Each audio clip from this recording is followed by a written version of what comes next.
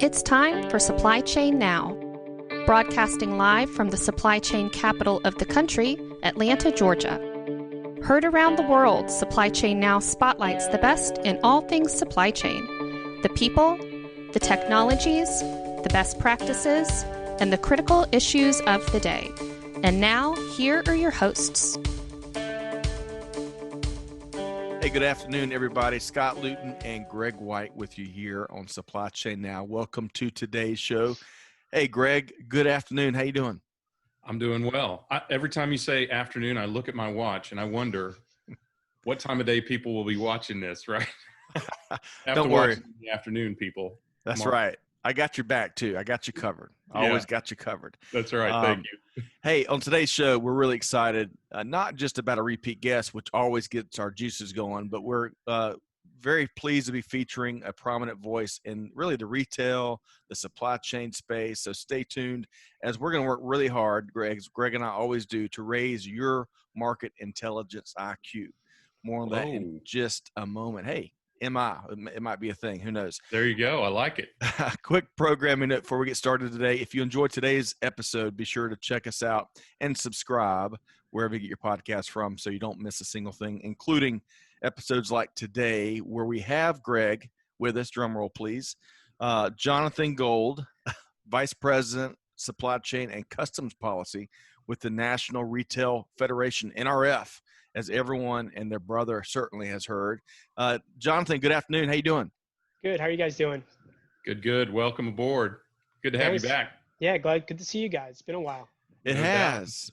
So in the pre-show, we were reminiscing a bit about at least one of Greg and I's favorite conferences we were at before the world changed, and that was in Vegas with the Reverse Logistics Association expo and kind of like annual expo and conference. We had a great fortune of sitting down with you then. We got a lot of feedback on the wealth of knowledge you brought. So to be able to have you back is a special treat, not just for Greg and I, but for our listeners. So, but real quick, before we kind of refresh everyone's memory of who you are, where you're from, and then dive into some business, how have you been in what, 6 months since then? Has it been that long? It has. I think like everybody else, I've lost track of time with, the work from home. It certainly has changed how we work and live. We've been on work from home since the end of March when the DC area started with their lockdown, essentially, stay at home. And we're not expected to be back in the office until maybe mid-September, and that could change. So, trying to do the work-life balance with two little ones certainly has been interesting. Love the opportunity to be home and see them grow. Don't miss out on the daily activities, but trying to do your work while you're doing that is a bit of a challenge. So you're not holding a baby and a bottle at this moment, though, right? No, thankfully, my it's daughter nap is, time. My daughter is napping. My son is downstairs watching some Sesame Street with my wife, and hopefully they'll remain silent throughout the interview. So. I think we'll be forgiven if they don't. People are really used to this by now. My door is locked, so my son won't be running in. So we're okay with that. Well, great to have you back, and we're going to be touching momentarily on some of the cool things that NRF is doing to help us all get through this uniquely challenging year. So we appreciate your industry leadership there. But for starters, now that we've kind of put our finger on the pulse and gotten our Jon Gold update, let's refresh our listeners' memory. So tell us, on the front end, on the personal side, where are you from, and give us something a lot of folks may not know about your upbringing. Sure. So I grew up on Long Island in New York. Been down here in the DC area. Came down in 1990 for college and just never left. So it was 30 years now. More than half my life has been in this area. So it's love the DC area. It's never intended to go back to New York, and it's just to see how things grow and change here has been interesting. Fell into the politics thing with the lobbying. Had no intention of getting into politics when I went to school. Granted, I'm in Washington D.C. for college, but politics wasn't what I was studying. I was studying international business, and just kind of fell into the lobbying world, the policy world. kind of got the bug when I was, I guess, a junior in college. I interned for a trade association back in 1993, and it was the kind of the summer of NAFTA. So that kind of got me into the policy arena, and loved watching what was going on, the congressional hearings, participation, the lobbying aspect, going up and talking to members of Congress and trying to tell your story and the education. So it just kind of fell into it and been doing it ever since, and really kind of enjoyed it. Jon, would you say that you were, back in 1993, obviously, we certainly had a global economy. We've got a much bigger global economy now. It seems like the world has gotten smaller. Were you an early adopter, and did you connect those dots? Would you say before a lot of folks did, which may have led to how, this path, this international business path? I mean, I always had an interest in international business. Just was always interesting to me, and just seeing it from the policy side really kind of opened my eyes where I hadn't seen that before. Didn't know how kind of laws were made and things like that, and just kind of seeing it from the inside really gave me some, really piqued my interest, and said, something that I want to do and tell the story. And I think that's one of the things that you hear so much negativity about a lobbyist and what lobbyists do, but really we're storytellers. We're trying to educate members of Congress, the administration, and the public about the benefits of whatever policy we're trying to push. And obviously for me, it's trade and supply chain and how important they are, not just for the U.S. economy, but for the global economy. Scott, as you mentioned, the world is so small right now. We can't go through and shut our doors. It's just not the way we can do things. And especially now, as we're going through this global pandemic, I mean, now is the time when we need to be working with our allies and not closing our doors and trying to figure out the best path forwards, and not, again, shutting doors for our own benefit when it doesn't benefit us. So it's just one of those things where it makes things difficult with kind of where some of the politics are right now and some of the things that we're hearing. But I think, I hate to say I'm a true believer, but I believe in trade, and trade works, and trade benefits folks across the globe. Right.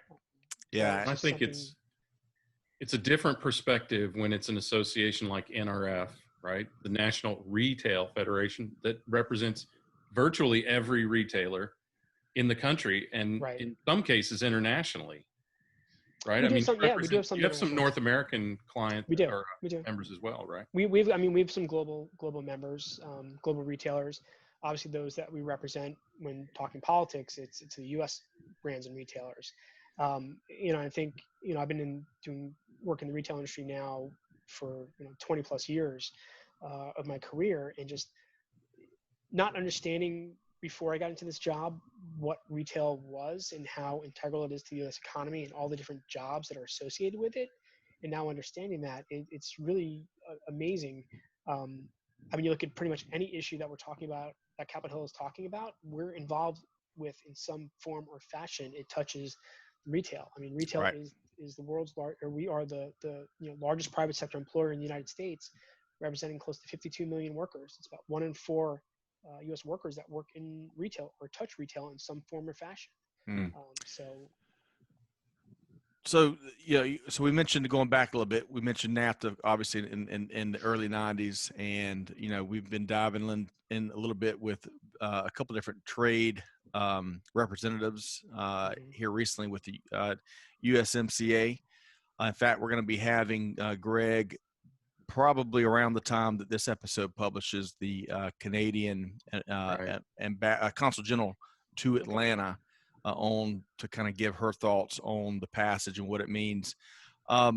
So, by all accounts, it seems, if I had to make a mass generalization, y'all check me here. Okay.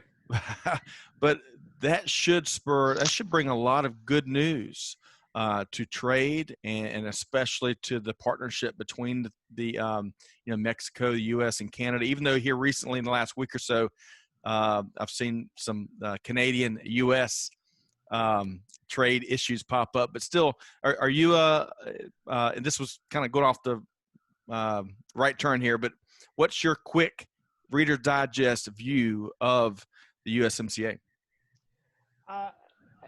I mean, first and foremost, I think we are pleased to see the USMCA pass and it's now being implemented. I think the biggest concern, had been the ongoing threats that we were going to withdraw from NAFTA, which would have been horrendous, to be honest.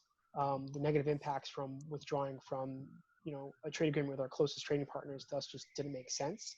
USMCA retained a lot of what is in the original NAFTA. There certainly are some updates that were made, to things like rules of origin. Obviously, that impacts the auto sector more than anybody.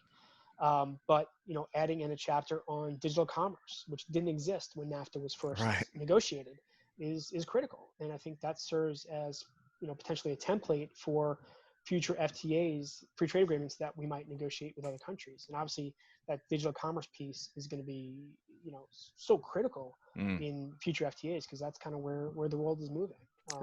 In fact, that it hadn't been part of the agreement. Obviously, e-commerce wasn't around back in the early 90s as it is today.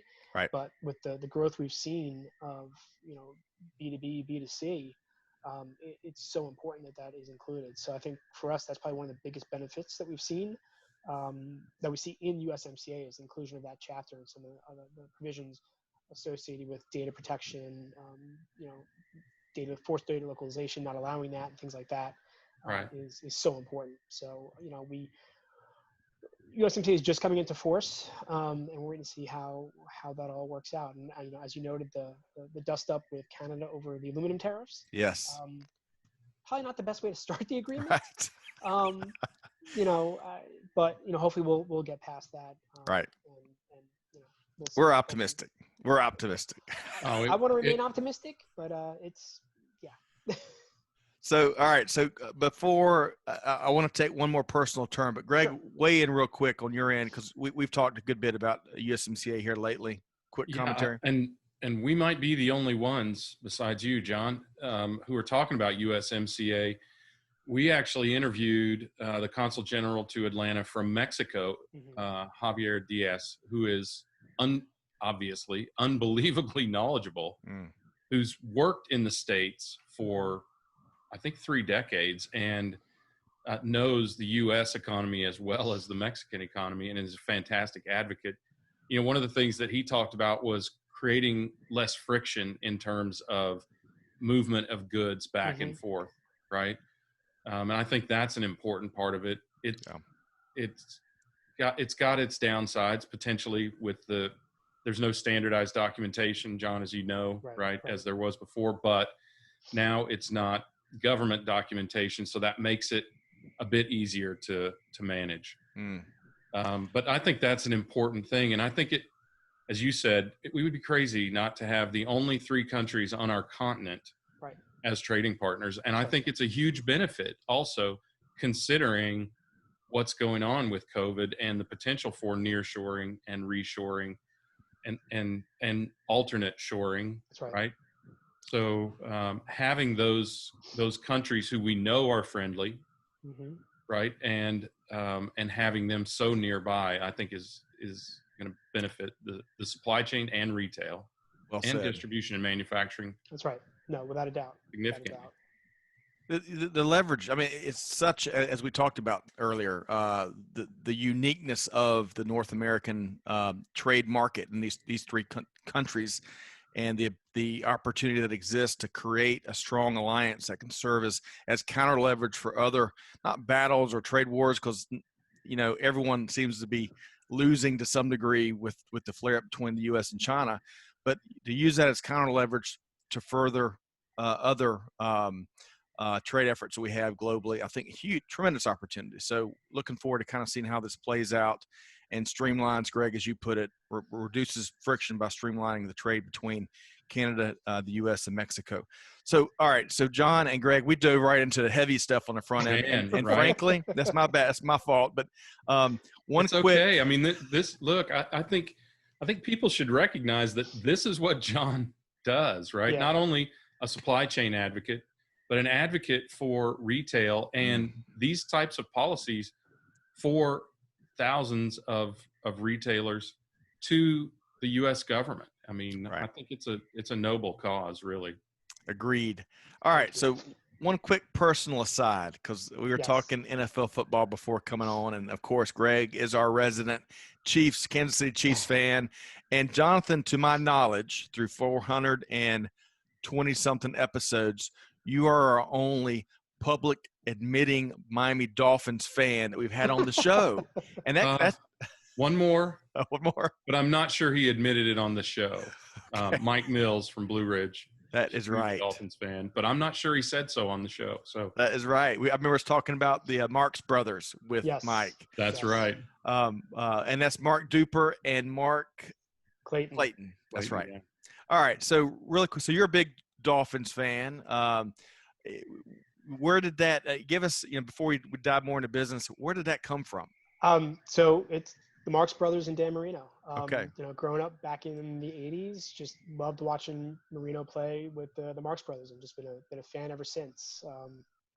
I wasn't a New York football fan, just for some reason just couldn't get into them, and just again loved watching Marino and the Marx Brothers play. Just something caught my eye, and been a fan ever since through the ups and downs. Seems like more downs than ups these days, but eventually They'll things be will back. turn You around. ended last season strong, and I want to thank you for that. Yeah. If I can turn around for the Chiefs, I can turn around for the Dolphins. Absolutely. No, those are some fun times. Of course, Dan Marino threw one of the prettiest balls ever in history of the game. Quick release, as everyone knows. Yep. And to have those two threats on either side, it could make for a really fast-paced, exciting, athletic games to watch. So I was kind of a bandwagon, I'll call it, Dolphins fan back in the 80s too. All right. And it's prescient for a New Yorker to become a Miami fan, because eventually, don't New Yorkers, most of you, wind up in Florida? Yeah, usually they're not in Miami. Usually it's the Fort Lauderdale, Palm Beach area where a lot of New Yorkers end up. Well, that's close enough I probably won't to end up allow you down to be there, a Miami fan, I think, right? Correct. At least you're not a Jacksonville fan. That's good. Yeah. All right, so back to business. You were alluding at this next segment before we dive more into the NRF and some of the things you're seeing there, some of the great work you are doing there. You were alluding to your professional journey and the time spent in the industry. If you could just elaborate a little bit more so that folks get a sense of kind of what shaped your worldview and kind of the prism you look at industry through. So tell us more about kind of your background leading up to your current role. Sure. So I've been with Nrf now 14 years. In October, it'll be 14 years. God, I can't believe it's been that long. Prior to that was with U.S. Customs and Border Protection for about a year and a half in their policy office, and went in 2006. So right around the time when the Safe Port Act, the big maritime security bill, was being worked on and passed by Congress, I'd actually been working on the outside on that bill.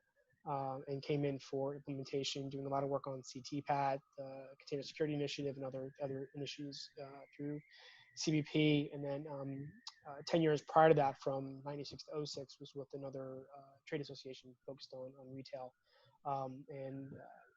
Again, kind of fell into the world. Started kind of on the ground floor as just kind of a government affairs assistant.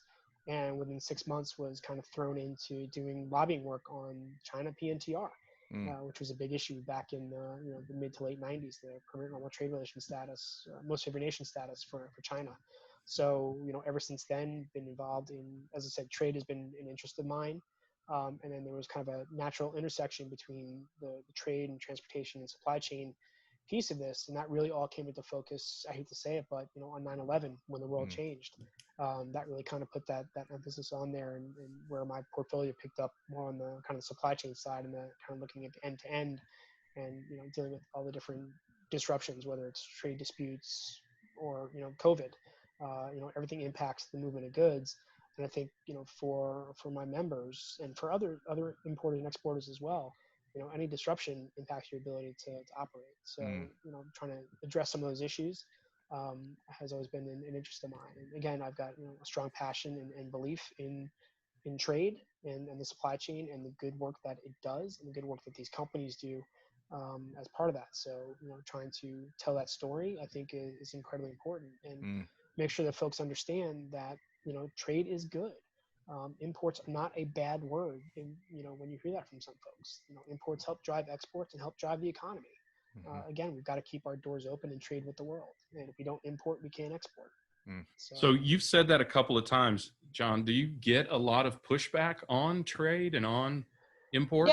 Yeah. I mean, you definitely do. I mean, just look at some of the messaging out of the administration, not just this administration, but prior administrations, where the sole focus is on how do we grow exports, which is fine because exports are good and exports create jobs. But you look at the role of the global supply chain and imports as well, and all the different jobs that are associated with that people might not think about.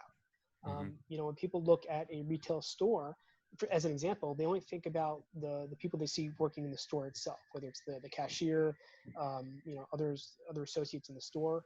But think about all the jobs that help make that job possible: the sourcing, the customs, the logistics, the auditing, and all the jobs that are associated with that, from the carriers, ocean carriers, trucking, rail, brokers, all that is so associated with that people just don't associate with being good U.S. jobs. And there are millions of those jobs that are associated with imports.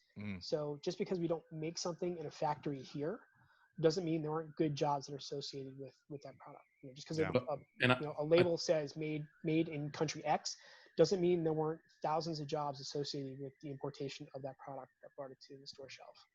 It's really surprising to me that that's still the case, because there were a couple of reasons. The work that has been offshored for the most part has been work that people don't want to do, at least don't want to do today. That's right. And it's so commoditized as for the pay to be very, very low. And it's much better to have these skilled jobs, like driving a truck or working in a warehouse or in the store, or whatever role you might take, than to be saddled with a job that makes $10,000 or $11,000 a year, like a lot of people in the apparel industry do in China. So I think that's a really good point. And it's also a good point to point out how many jobs there are that you don't see. We've been a manufacturing society for so long. I can see why people are struggling to make the transition, but it's much, much more a service society now, which doesn't mean necessarily waiting tables or running a register. That's right. It's all of which, by the way, I've done both, and I think they're noble pursuits. But it's also all of those things you talked about behind the scenes. It is supply chain and transportation and, and whatever, accounting, right? Every store has back office people. That's right. So, all the tech, all the tech that's involved in this. Right. It's, the amount of tech that goes into retail operations now. We kind of joke that we've got more IT professionals in Silicon Valley that are helping run retail now. Right. Yeah. We might get into this a little bit later, but COVID certainly has changed the retail landscape now and how companies are operating. The innovation that we've seen in the past 6 months. We were joking early on that we've seen more innovation in the first 3 months of COVID than we've seen in the last 3 years. Sure. And that's going to continue just because of how quickly things are changing in this environment. But just Greg, back to your question about folks pushing back. You hear a lot of people talking about, well, we're going to bring all these jobs back here to the United States. That obviously is one of the talking points from the administration. Prior to COVID, we were at almost near full employment. So where are these jobs going to come from? And who's going to do them? Right. And the one talking point was that manufacturing has declined over the years. While manufacturing jobs might have declined, we become more productive and more efficient over the years because of technology and automation. So if any jobs are coming back to the U.S., it's going to be those high-skilled, IT type jobs that are going to help drive manufacturing and other industries. So, we've got to make sure that going forwards, we actually have the skill set to meet the needs that are required for future employment. Yeah. I think what goes parallel with a lot of what you're both talking about, and Greg, we've talked about this a good bit, despite a lot of the boisterous calls for reshoring everything. Hey, look, everybody wants to expand the markets that are here and create jobs and opportunity and economic success. However, certain items are best suited to be produced overseas. Otherwise, for example, you'll pay 10 times more if you pull everything here. And I think for a T-shirt, right? Who wants to pay $75 for a T-shirt? Right. even though there's a big push to reshore some pharmaceutical stuff, some of it's best suited to be overseas. So lots of trade-offs. What I like about the conversation that the three of us are having, and John, about what you bring to the table, is let's get all the facts out. Let's get all the perspectives out, and let's really understand the story behind the story behind the story, and then let's get into some policy and decision making, and really give everyone a sense of clarity, which is so important in 2020 when there's so much noise out there. So one more question before I turn over to Greg and we take a deeper dive into NRF, and that is, I've already, based on what you've already shared, John, I think I made a little short list of 7 guesses at your answer here, but what's one eureka moment you had in this journey, whether it's, in the last 13 years at NRF or prior, that you point to, and it was a big learning for you? I mean, I don't know if I want to, hate to say it, but I think, looking at 9/11 and the impact that has had on kind of the global economy, and the realization of how, connected we are, and how important that connection is, and why these trade relationships are so critical going forward. So, all the work there, and seeing that intersection of, trade and supply chain, and what disruptions, mean to that, I think is kind of, where I look. Obviously, a lot of the other pieces are, always interesting to look at different trade policy, but kind of seeing that kind of what the lasting effect that has had, Right. and understanding what companies go through now, to ensure that they are doing, work with the right vendors, and things like that, and see the processes they put in place to ensure security throughout their supply chain. That changed everything for everybody. I mean, I remember, I'm based here in DC, and when we first saw, the first plane hit in the morning, was on a conference call, and, I think I had CNN up on the TV, and kind of saw that, and just thought, oh my God, what, just an accident. And then had to go up to Capitol Hill for a meeting. And by the time I got out of the metro, to the Cannon House office building, saw everybody running out of the buildings. And I ran into a friend of mine, said, turn around and look. It was like, it's that, oh crap moment. And at that point, it's like, you see the train stop and all these transportation modes stop. It's like, this is going to change the world from here on out. And that's why we got so engaged on things like the port security issues, which I thought were fascinating to be involved with, and help drive some of those issues, going forwards. I thought that was, just, to me, just kind of blew my mind. It was like, okay, this is, really kind of puts it all together for me. Yeah. All right. So on that note, let's move to a much lighter note. Yeah. I really think if you look back, I mean, with that in mind, we look at the last 6 months, and even though Greg and I both know that a lot of the reason we're seeing some of the shelves like we are is because we're seeing this historic levels of demand. We like reminding folks of that, right, Greg? Yes. But I'll tell you, I know our gratitude levels in our household, not just for, John, you painted a great picture of the supply chains behind everything, especially that's kind of under a surface level. But then even the folks that are, checking you out through the grocery stores and retail stores, I mean, we're much more grateful and want to give all those folks a big hug, because for so long they did not get any recognition. And they're the ones that protect our psyche, to keep product on the shelves, and to keep some sense of normalcy through this crazy time. So I appreciate what you shared there about 9/11, because there's a lot. I think there's a lot of transfer there between those 2 points of time in our country's history.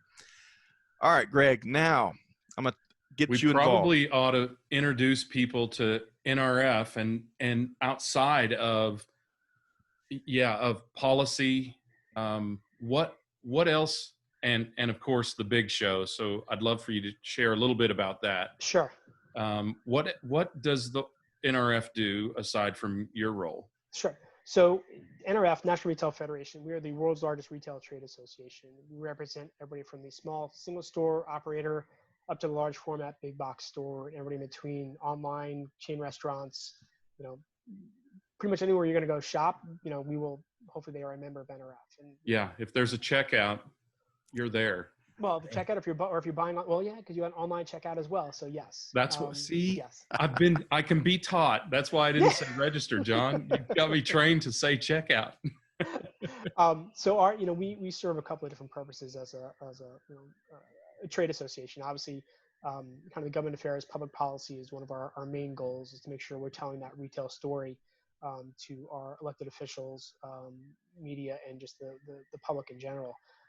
One of the major campaigns we had early on was to dispel the myth about retail being that kind of dead end job. It's only the checkout person and the greeter when you walk into the store.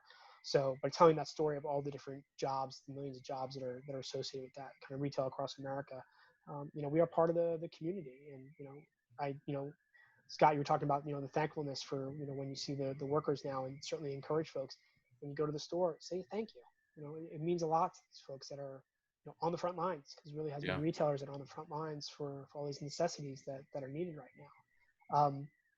So in addition to all the advocacy, obviously we do a lot of education and content. The big show is probably what we are best known for. It's our big annual convention, typically held in mid-January in New York City. We have announced, though, that due to COVID, we are postponing the big show for next year to next June. Again, just not knowing what the situation is going to be, we want it to err on the side of caution. So we'll be doing big show in early June in 2021. But we will be hosting some virtual big show in January. And so more to come on that. We made an announcement about that a couple of weeks ago. And that certainly has been interesting. Obviously, the switch from these in-person meetings to virtual. We have had a couple of conferences that we did have planned that, unfortunately were impacted as a result of the coronavirus. But we're now switching to online content. And that's getting a lot of positive response for what we're doing. It allows us to be more flexible, more nimble, and get in more folks than would have been at these conferences in person. And I think folks are getting a lot of benefit from that. We'll have our next online conference coming up in, I think, end of September, October. It's our loss prevention conference, Protect. That was slated for an in-person this summer, but we pushed it back again to be more online. We had an IT one recently as well, and we're getting a lot of good positive response for that. Research, we tell, again, the story of retail. So the holiday sales, annual sales, all the different benchmarking you're seeing, what we look at on, for e-commerce. I think when we talked last time, we talked about, the growth of e-commerce and things like buy online, pick up in store, BOPIS. So we've got some research on that, as well as other categories. So we are, really a kind of a full service trade association, and help to provide the connections for our members. Do a lot of benchmarking surveys so they can talk to each other and understand what's happening and how others are addressing situations. It's been one of the best things we've done throughout this COVID experience. Bring our members together and let them talk to each other and identify issues, who's having what kinds of issues, how they're addressing it, and how we as NRF can help them to address that as well. So it's kind of a little bit about of what we do. That's, it's such a powerful organization. I mean, the retail numbers that I apply credibility to are the NRF numbers. Nobody else has enough reach into the marketplace to really have as valid an analysis and research program as you all do, including, organizations with considerable capabilities like Gartner. But you are the industry, and it creates a tremendous amount of value. I think, the big show, I don't know how many people show up for that. It's 70,000 plus or something like that. Is it more than that? No, John? we had, I think thankfully we had big show before, COVID hit. Right. It was right before that. I think this past year we had just over 35,000. Oh, okay. In attendance at the Javits Center, but I mean we're maxed out at the Javits Center. Yeah. There's no more room there. Well, so you're on both floors, upstairs and down. We have the entire building. Yeah. Right. And it doesn't seem like it was that long ago that you had just opened the lower floor, right? That's right. But it's a great opportunity for retailers to get together and share ideas, get access to service companies that can help them, get access to all of the knowledge and the leaders in the industry who speak at your shows as well. So that's incredibly valuable stuff. So I feel like we've talked a bit about what you do, what your role is in the organization, but I'm interested in how you interact with the folks that I typically see. You're one of those behind the scenes jobs, aren't you, John? But the folks that I typically see at NRF or that are associating with the membership and that sort of thing, how do you interact with the membership and with the Sure. So folks we, you work with? so you know, I'm on the government affairs side of the house over at NRF, and you know, with that, we run a number of different policy related committees, and I guess mine are both kind of policy and operational. So I've got our Strategic Supply Chain Council that is looking to address all the different supply chain transportation related issues. I've got a committee that focuses on trade, our National Trade Advisory Committee, that's been focusing on all the different trade related issues, whether it's free trade agreements, tariffs, what have you, trade disputes. I work with our product safety committee that works on CPSC related issues and other product related issues. So we have members who join those committees and councils. And then we do, I hate to say it, but I flood them with memos kind of on a daily basis. Just so much going on, trying to make sure we're communicating and keeping our members abreast of the latest and greatest, seeking their feedback on different issues. You know, for me, it's integral that to my job, that I hear from our members about the impact of what's happening, whether, you know, pro or con. You know, we need to be able to weigh in with elected officials on different legislation, regulations, and be able to tell that story. So I really lean heavily on our members to have those conversations and figure out, what does this actually mean for you? How is this going to impact your operation? What does it mean for the consumer at the end of the day? Because again, everything that retail does impacts the consumer. So I want to make sure we can get the product as quickly, as efficiently as possible, and as safely as possible to the end consumer. So, you know, it's not just me, but I have my colleagues as well. They all run different committees and councils with the issues they focus in on, whether it's tax, labor, healthcare. We've got, again, loss prevention, our CIO council. I mean, you name any kind of area of retail, we've got a committee council that's dealing with that, and all are constantly talking, benchmarking surveys, conference calls, to find out what's going on. Again, our main job is to connect our industry partners so they can talk to each other, provide that networking, because they're all sharing some of these same issues. So how do we collectively work together to address them and make sure we're doing it in a way that not only benefits the industry, but benefits the retail workers and the consumers at the end of the day. So we can't talk about retail without talking about a couple things. One, recently, your organization predicted that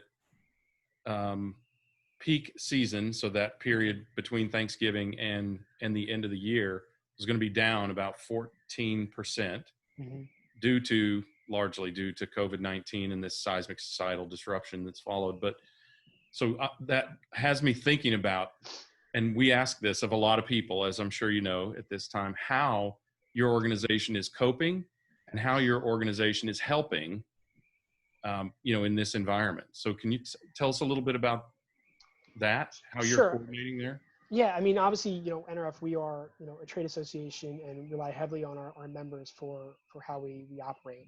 You know, obviously, like everybody else, you know, everybody's tightening their purses. So, you know, that's part of what we're doing. And obviously you know, work from home certainly has changed a lot of that. I mean, you know, typically my day I'd be, you know, up in meetings up on Capitol Hill, or, you know, around DC meeting with other folks. And now I'm kind of held up in my bedroom doing Zoom calls all day. So it certainly has changed the environment, whether it's Zoom or Teams or whatever. It's, you know, it seems like I'm kind of tied to the computer and the phone all day. Right. But, you know, we early on, we knew we had to be a resource and a gathering place for the industry to address these issues. We started early on doing daily alerts for our members, trying to address some of the key issues that were happening, the different steps that the administration were taking, different requirements and regulations that were going into place, working on issues within Congress, obviously things like the CARES Act, the Paycheck Protection Program, all those different pieces, making sure that retail was a part of the consideration for some of these relief packages. So that's been kind of a big piece of this. But I think most importantly, again, it's been that bringing of NRF members together to talk through the different issues. We created call our Operation Open Doors program early on, where we wanted to focus on a couple of key areas to bring members together to have conversations. So, you know, health and safety of the workers and the consumers, logistics and operations, looking at some of the liability issues that are out there. and social distancing. And we've had these 4 different work streams that we've been going on now for better part of 6 months now. A lot of that was weekly conference calls with members to address some of the key issues, lots of benchmarking on different issues, getting questions in advance. We're still doing some of that with some of the key groups. A lot of questions about face coverings and how folks are dealing with that, testing for workers, how that all companies are all dealing with that. A lot Hey, of John. employment issues. Yes. So we're hoping, at least I'm hoping, one of the silver linings of the pandemic age in 2020 will be some of these areas that, while it's gotten attention in years and decades past, it's getting a lot more attention this year. You just mentioned a lot of issues, namely for us at worker safety, supply chain work, all worker safety, but retail and supply chain worker safety for sure. Do you think that through some of your efforts, that once we get into the post-pandemic, that it'll help create more stickiness and more sustained visibility on these big issues that maybe didn't get all the attention we'd like for them to get in recent years? We certainly hope so. I mean, obviously for retail, job number one is to protect, their employee and their consumer. So I think that is going to continue. Obviously the supply chain had always been considered kind of that back office operation. Folks said, hey, we bought the good, just get it to where it needs to go. And, nobody really thought about it until there was some kind of emergency. But now it's front and center. Again, going back, when the supply chain always gets thrust into the spotlight when you got things like a port strike and, you can't move your cargo. But now it's so different because everybody's looking at, this started in January in China, and you had obviously factories in China were shut down and took a while for them to get back up and running. Obviously you had Lunar New Year, so they were shut down anyway. But that disruption and folks taking a look at what does this mean? And as the virus kind of started spreading, across the globe, and then folks really understood the overall impact, that supply chain is such a key piece of this to make sure that the wheels continue. And as you noted early on, some of the out of stock things that we saw, and folks trying to understand why were they out of stock, and how do we address that? We've talked previously about all the issues surrounding China and kind of the sourcing in China, and can folks shift out of China?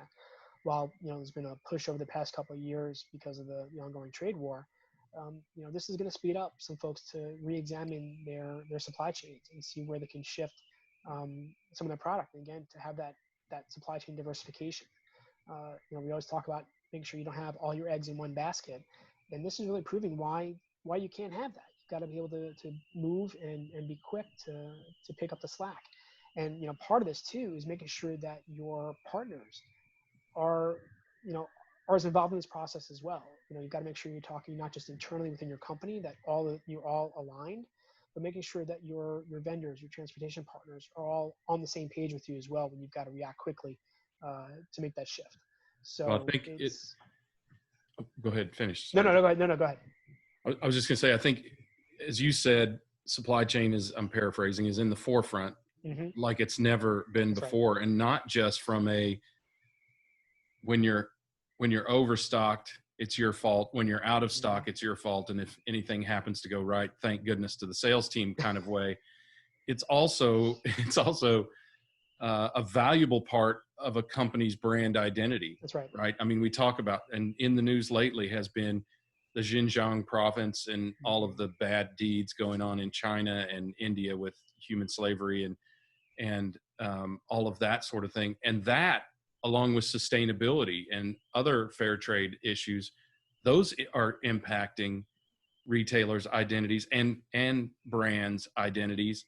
And the supply chain is the key link for accountability and action on those things. So it's interesting how supply chain has come to the fore. And now, as you said, not just a back office thing, it's right up there in the front with selling and marketing and store operations. And I think the companies that really recognize that will be the ones that are successful. So I just wanted to get one, you've shared a lot of observations for, over the last year and that sort of thing. So it makes me curious to ask this question is, what do you feel are maybe one or two of the biggest learnings, aha moments, eureka moments that you've had about retail in 2020?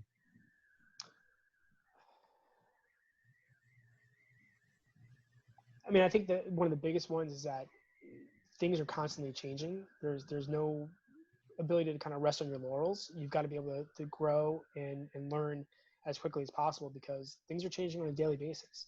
And those that aren't willing to change and change quickly are going to get left by the wayside, unfortunately. I think, you're seeing that with Yeah, it's happening, isn't it? Yeah. And I think you've seen the way companies adapted early on, especially those that were deemed essential, and how quickly they were able to move and keep their supply chains moving, has been important, and hopefully folks can learn from some of that. I think one of the the biggest challenge we had early on was that distinction between essential versus non-essential businesses. I think one of the messages we're trying to put out there is that as long as you're a business that is operating safely and ensuring you've got the right protective measures in place for your workers and your consumers, we've got to be careful how these shutdowns move forward, because they are putting businesses out of business because of that. For a lot of companies, that were shut down, yeah, they had online sales that grew significantly, but it doesn't make up for that real, the in-store retail experience, which is such a key part of this. And I think that's still going to change going forwards, because whatever company institute now is with the social distancing, I think is going to continue for a while. And, I think we all know that, pandemic planning, it had been part of that planning in the past. When you look at things like, the avian flu and things like that had hit, prior, but nothing like this. I think now, pandemic planning is going to be a big part of that supply chain planning as well, and that, all hazards approach going forward. So I think there'll be a lot of lessons learned going forwards on how to operate and how to deal with the consumer expectation going forwards. I think, a lot of consumers are itching to get back into stores, but they want to make sure it's done in a safe manner, that they feel protected, and that the employee is protected as well. Interestingly, we just had a law pass here in our state, excluding service or stores basically from obligation if someone contracts COVID in the store, or exposes it, whatever. Right. It to somebody. Liability protections. Yeah. Right. And I wonder do you think something like that is coming for the states overall, or retail in general? We certainly hope that there's going to be some kind of limited liability. It's included in the next, COVID bill that's being debated in Congress, and it's been talked about. We certainly feel that there needs to be limited liability protection for those companies that are doing the right thing, and trying to make sure that they've got, social distancing in place, cleaning in place, requiring the wearing of face coverings. Those companies are doing the right thing. They want to make sure they can open and do it in a safe manner. And if there's that, the threat for litigation, it's going to be a problem for folks. So again, we want to make sure that just, the bad actors aren't covered as part of this, but if you're doing the right thing and following the CDC guidelines and other local and state requirements, right, you should be able to open without the fear of retribution. But it's a hotly debated issue. We certainly are supportive of something, again, limited liability that's included in a package going forwards. So will this apply? Do you think these kind of measures will apply to other illnesses like pneumonia, which even this year has killed far more people than unclear. It's interesting, isn't it? It's this illness, right? Yeah. Obviously, I'm not a health expert, so I can't talk about the differences between why COVID and pneumonia and the flu are different, and why they're being treated differently. But I think part of the issue though with COVID is it's still the unknown, right? Of the long-term impacts that it can have on you. You might recover, but you're going to potentially have long-term impacts. There's so much unknown about it. I guess maybe that's why we singled it out. Yeah. Because what I wonder about, and frankly I'm a little bit fearful of, is that this will apply to things like pneumonia or the flu, or something like that, the common cold, right? I mean, if this becomes a ubiquitous, you better not go out in public if you're sick thing, I could see that having a significant impact on commerce. Oh, without a doubt, without a doubt, and not just commerce, but just business operations as a whole. Right. Life. Yeah, yeah. Human life. And I think things are certainly going to change going forward. And I think again, all the unknowns and not knowing how this is all going to shake out. Yep. Yeah. So let me ask you a sidebar question, and just get you to chime in a bit based on your experiences and a lot of the thought leadership conversations that the committees that you're describing are having and whatnot. There's been some, 2020 has been a challenging year for any sector, right? Retail certainly has had, is no, it's That's not the hardest hit. Yeah, exactly. So, Greg and I were diving into a really neat article within the last couple of weeks that was talking about how, as you see the ups and the downs, the ebbs and the flows in every sector, there was a time when department stores, right, they had all the goodies, they had all the buzz and the cachet, and you couldn't get things but there, and it just there had this magneticism that they really enjoyed. It's good times. And then as consumer behaviors change, as the internet comes around, as other you name it, no shortage of factors. Retailers, Discount retailers, a number of factors. Successful retailers are having to get creative, to say the least, about their approach. Is that one of the roles that Nrf has, is helping regardless of the size, right? Everyone can't be that dominant global, right. Everyone's not Walmart, right? Right. But everyone almost to a T has to figure out a new approach to be relevant in 2020 and really beyond. It's not even about 2020 anymore. It's about next year, next 5 years. Is that one of the roles that y'all have at Nrf to really help drive those innovative conversations? Yeah, without a doubt. I mean, that's all part of the conferences and programming and content that we do is a lot of that, what's working now, what's working in the future, and the show floor. You look at the big show, years ago, it used to be, how to sell your goods in a retail store. It's not that anymore. It's not a product show anymore. It's a tech show, to be honest. It's all about retail operations and how do you make yourself, go in the future, now and in the future. I think the one thing about retail is that retail is always evolving. I think we talked last time about the retail apocalypse that everybody keeps talking about. I was scared to say that, John. I didn't want to say it with you. Yeah, but just like every industry, it's retail is going through an evolution, and obviously COVID has really impacted that evolution, and again. Retailers are changing to meet that consumer demand, and I think those that are able to shift and change quickly, are going to be in a better position. I mean, there's a lot of talk now about all the kind of automation and kind of AI that's coming into play and how that's being utilized. So it's I mean, that's one of the things that we do, and through the different meetings that we do, the committees and councils, the benchmarking is providing that opportunity for retailers to learn from each other. And learn from others on what's happening in the market and how they can meet the customer need both now and in the future. Yeah, Greg, that has got to be one of the most valuable components of the mission. We think about on the hardcore supply chain side. If we're kind of parsing things, we know how often leaders, regardless of how successful they are or what sector they're in or what node of the end supply chain they're in, they're constantly looking for new ways of overcoming old and new challenges. And of course, you got the same challenges, leadership challenges in retail too. Yeah, I mean, I think associations are three things. Somebody once called ACE to me, right? They are advocacy, they are community, and they're education.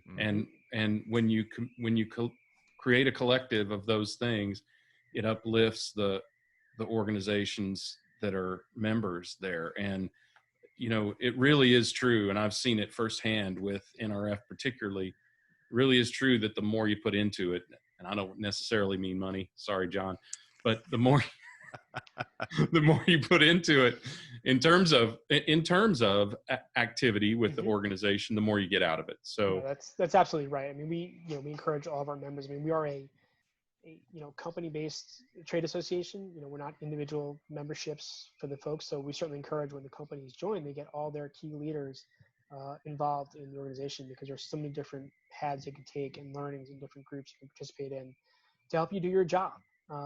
So we think it's integral that we reach as wide of the community as possible. All right. So you mentioned the big show, 35,000 people. Gosh, ginormous. Rescheduled for June 2021. That's always exciting. That keeps NRF on folks' radar beyond all other great things you're doing.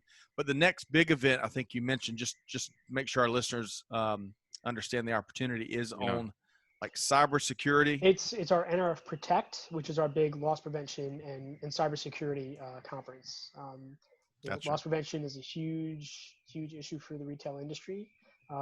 Protecting the store, the worker, and the brand is critical to that. So it's always interesting, a fun conference to go to, and a lot of learnings there on how to make sure you're protecting all of your assets within the retail environment. So obviously cyber over the past couple of years has really grown as a major threat, and obviously now with as e-commerce continues to grow, all the challenges that brings. Retail shrink continues to be a major issue. Retail theft, organized retail crime continues to be a multi-billion-dollar issue. Product being stolen from the store and resold either online or somewhere else. So all these different challenges that companies are facing, and obviously the challenges from COVID on how you're protecting the store. And we've all seen the articles and the clips of those who don't want to wear a mask, and some who are becoming violent. So how do you de-escalate those kinds of situations? Does anyone really like wearing a mask? 'Cause I got to tell you, I hate wearing a mask, but we kind of, if we can't socially distance, you kind of take one for the team. I hate it just like the next person does, Well, I can't believe you said that's getting violent. That's really happening. I mean, I've seen some people going ape dookie in stores before, but have they actually gotten violent over that? They have. There have been plenty of clips out there, and it's amazing. And again, Scott, you talked early on about the gratitude for the retail worker. These guys are just doing their job. And again, if they're wearing the mask, if it's not for you, it's for them, to protect them for doing their job. You might be in a store for just 5 minutes, but wear a mask to protect the worker. They're there doing a service to make sure you're getting what you need. Wear the mask for them. If you're not wearing it for them, wear it for yourself. Exactly. Right, because you don't know what anyone else is carrying. That's right. In the store. That's right. Well, I appreciate you coming back and over the last hour kind of refreshing from an insider's take and really from a broad scope take, because there's so much going on in retail. And of course, you only get certain things in news cycles. I love really the true industry thought leadership that NRF drives across everything that's taking place at retail. And NRF, and we're going to ask you, of course, Jon, where our listeners can connect with you and also learn more about NRF. Where would that be? Sure. So obviously the best place to learn about NRF is our website, www.nrf.com.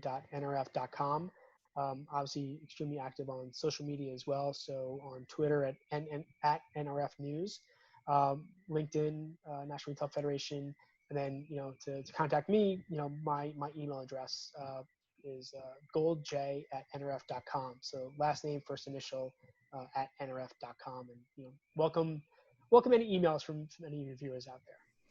Awesome. Well, this has been, I really have enjoyed this. We've been chatting with Jonathan Gold, Vice President, Supply Chain and Customs Policy with the National Retail Federation, NRF, the famous group behind the big show, which is scheduled for June 2021. I'm sorry, Jon. I love saying that. It's the 80s wrestling fan in me. I don't know.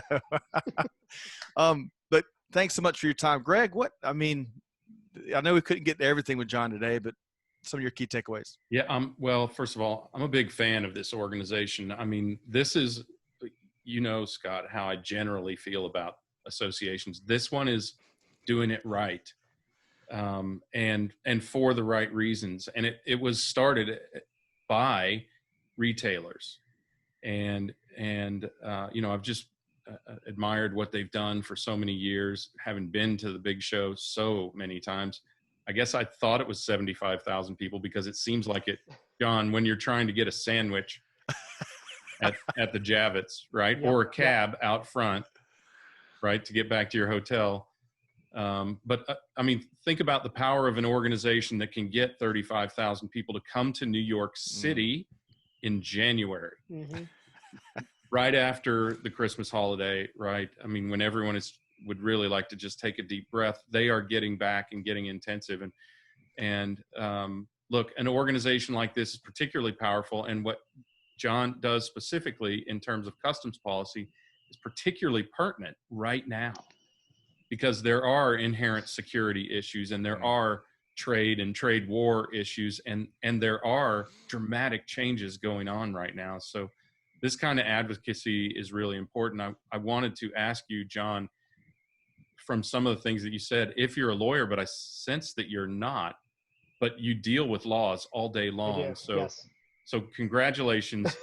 Thank you. And I'm sorry, that you have to deal with laws and lawmakers all the time, but thanks for the advocacy for the retail organization. Really, thank you for what NRF does to help uplift retail. Absolutely. Well put, Greg, as always. And John, thanks for your time. Listeners, to connect with Jon Gold, we're going to have the links in the show notes to make it really easy and convenient. And of course, if you can't wait, you can go to nrf.com and you can find whatever you're looking for there, including these events that John spoke about. So really appreciate Jon Gold's time with the NRF.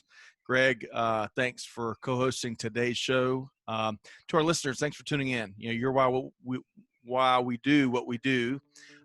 You can find out more information about us, a lot more thought leadership, a lot more live streams and podcasts at supplychainradio.com. On behalf of Greg White, Scott Luton, the whole team here, challenge our audience just like we challenge ourselves. Hey, do good, give forward, be the change that's needed. And on that note, we'll see you next time here on Supply Chain Now. Thanks, everybody.